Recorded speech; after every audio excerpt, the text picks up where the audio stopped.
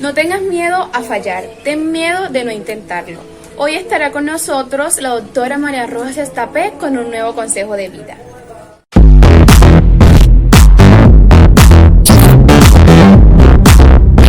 Buenos días, Marian. Buenos días, Cristina, ¿cómo estás? Muy bien, mejor que tú, que creo que has pillado un catarrazo. ¿Qué es exactamente la personalidad controladora?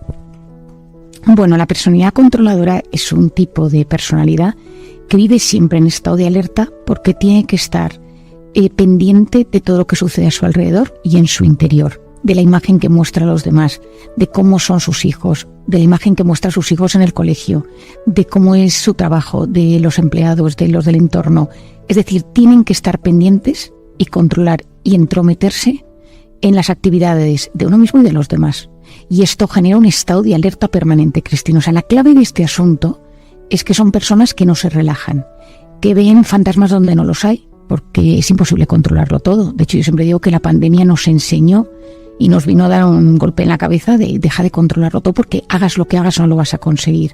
¿Qué pasa? Que el ser humano se siente muy tranquilo, se siente mejor cuando controla las cosas que le suceden. El tener seguridad nos da unos pilares firmes, nos genera mejor autoestima, nos ayuda a tomar mejor decisiones, pero ese control es un arma de doble filo. Por un lado te da seguridad en ti mismo o incluso te da prestigio a nivel profesional, porque son gente más eficiente, son gente que funciona bien, son gente que cumplen, son gente que no te fallan, pero te obligan a estar siempre en tensión y, lo más duro, obligan a que las personas que te rodean estén siempre en tensión. Y eso genera un ambiente muy tóxico en el entorno. ¿Por qué?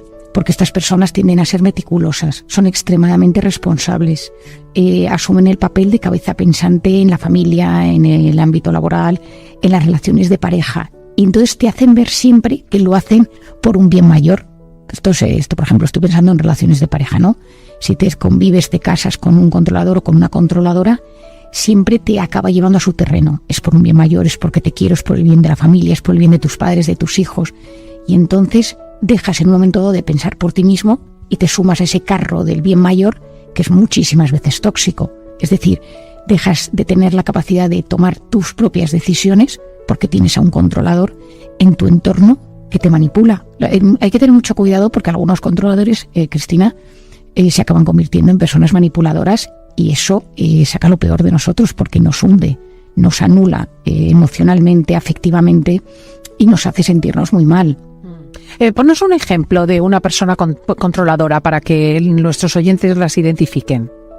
Mira, te voy a dar dos ejemplos. Uno es un jefe controlador, es un jefe que está pendiente desde cómo mandas un correo electrónico, a quién se lo has enviado, cuándo lo has enviado, quiere saber qué estás haciendo todo el rato, si tienes una reunión fuera, adentro, si estás teletrabajando, te llama a horas distintas para ver qué estás haciendo, necesita saber exactamente, o sea, no sabe delegar, y entonces hace que delega, pero en verdad no delega, y entonces está encima.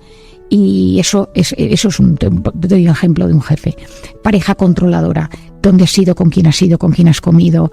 ¿Con quién has quedado? Yo en el teléfono he visto que no me contestaste, pero te conectaste y yo te había escrito un mensaje. Es decir, están constantemente pendientes de tus movimientos. Entonces, estas personas se creen que tienen derecho a entrometerse en tu vida. Es que eso es una clave. Es decir, se meten en tu vida profesional, personal, de ocio, y la pueden incluso dominar o la pueden modular como ellos quieren. Ten en cuenta que lo que ellos buscan es como una especie de que tú te entregues incondicionalmente a ellos. O sea, al final lo que les da paz es esa entrega incondicional.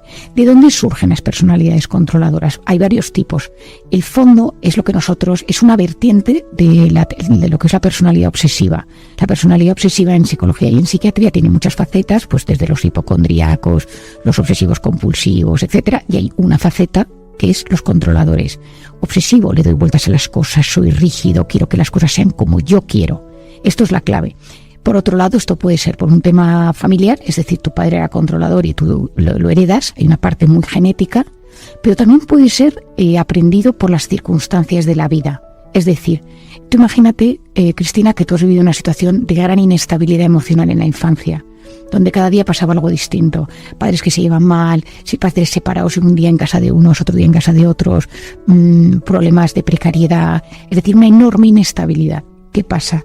que tú vives en un estado de alerta permanente. Cuando te haces mayor, puedes derivar en 2 facetas. Una es seguir en una especie de caos, de inestabilidad, y seguir replicando esas situaciones de inestabilidad, parejas inestables, situaciones inestables, o irte al extremo contrario y volverte lo que se dice un control freak. Esas personas que al revés, o sea, a mí esto no me va a volver a pasar. Yo no voy a volver a vivir una situación de inestabilidad que no sepa si tengo comida a fin de mes o no. Entonces, o dinero a fin de mes o la nevera llena. Y entonces hacen la compra y son hipermeticulosos con lo que hay en casa. ¿Me entiendes? O sea, es como que te vas al extremo contrario y buscas un exceso de seguridad para paliar esa herida que tienes de la inestabilidad que sufriste en la infancia. Uh-huh. Y todos tienen su origen en estas infancias, digamos, destrozadas. O de haberlo tenido a nivel familiar. Esto es muy típico de familias, o sea, padre controlador, abuelo controlador, y lo heredas. Tú ten en cuenta que cuando la cabeza toma el poder absoluto, porque la gente controladora es esas personas que sí o sí es la cabeza la que manda, no hay espacio para la emoción, no hay espacio para la intuición y no hay espacio para la improvisación. Es decir, todo se planifica. Tú imagínate un viaje con un controlador. Es una persona ¡qué horror! Que tú tienes, claro, lo contrario de lo que un viaje de placer significa para mí, que es el descontrol. Tú imagínate, ¿a qué hora vamos a comer? Pues la comida será a las 2:15 en este sitio que hemos reservado en la placita de tal ciudad. Y entonces de repente llegas al museo, estás viendo una exposición, pero te retrasas, el controlador ya empieza a sufrir. El controlador ya se siente completamente desprotegido y entonces empieza a estar tenso y entonces empieza a no disfrutar y te empieza a hacer la vida imposible. Y llegamos tarde y es machacón, porque el controlador es machacón. Y entonces tú dejas de disfrutar porque esa persona no hay nunca espacio para la improvisación. Estas personas muchas veces, los que son muy controladores, toda la parte emotiva les parece un acto de debilidad. Es decir, no se permiten porque les parece un sentimentalismo enfermizo y entonces es gente que controla mucho qué tipo de emoción transmite. Y algunos de ellos pueden derivar en lo que se denomina alexitimia. A, partícula negativa, lexos, lenguaje, timia, emociones, la incapacidad de expresar emociones. Muchas personas muy controladoras, muy rígidas, le cuesta mucho el mundo emocional. Son grandes, por ejemplo, son grandes jefes a nivel hemisferio izquierdo, es decir, a nivel de orden, mandato, hay que hacer esto, cumplo resultados a final de mes, pero todo el campo de la inteligencia emocional les cuesta muchísimo porque esa rigidez les impide empatizar. Tú no puedes estar a la vez siendo un gran controlador a la vez que eres súper empático, porque es que eso choca. O sea, eso son dos cosas contrapuestas. Entonces, a veces hay que bajar ese nivel de control, a veces hay que aceptar, delegar y aceptar ciertos errores. El controlador es muy perfeccionista y las cosas nunca están a la altura de lo que quiere, entonces siempre está sufriendo, siempre está en modo alerta. Claro. Entonces, ¿y qué puede hacer la persona controladora para dejar de ser así? Bueno, yo creo que lo primero es, 1, detectar si lo soy yo, y 2, detectar si tengo a alguien en el entorno que sea muy controlador, que me esté afectando. Si lo soy yo, no hay nada mejor que aceptar ese punto y decir, oye, ¿y esto me puedo dejar ayudar? El otro día di una conferencia a mandos, a líderes de una empresa, y hablé de este tema, salió este tema, y recibí un correo de un tipo que se había ido a su casa y había hablado con sus hijos y les había contado la conferencia, y los hijos le dijeron, papá, ¿te han descrito a ti? Y el padre dijo, pues yo no me reconocía, y entonces me mandó un correo, ¿no? ¡Qué bueno! Pues, lo que alguien de fuera con cariño te diga, oye, yo creo que este exceso de control que tienes sobre tu vida, sobre la de los demás, te perjudica a ti, perjudica a los demás. No lo he dicho, Cristina, pero los controladores somatizan muchísimo, dolores de espalda, migrañas, temas de tiroides, temas de estómago, o sea, son grandes somatizadores. Lo que pasa es que no les da tiempo de darse cuenta porque están siempre gestionando algo, entonces no escuchan a su cuerpo.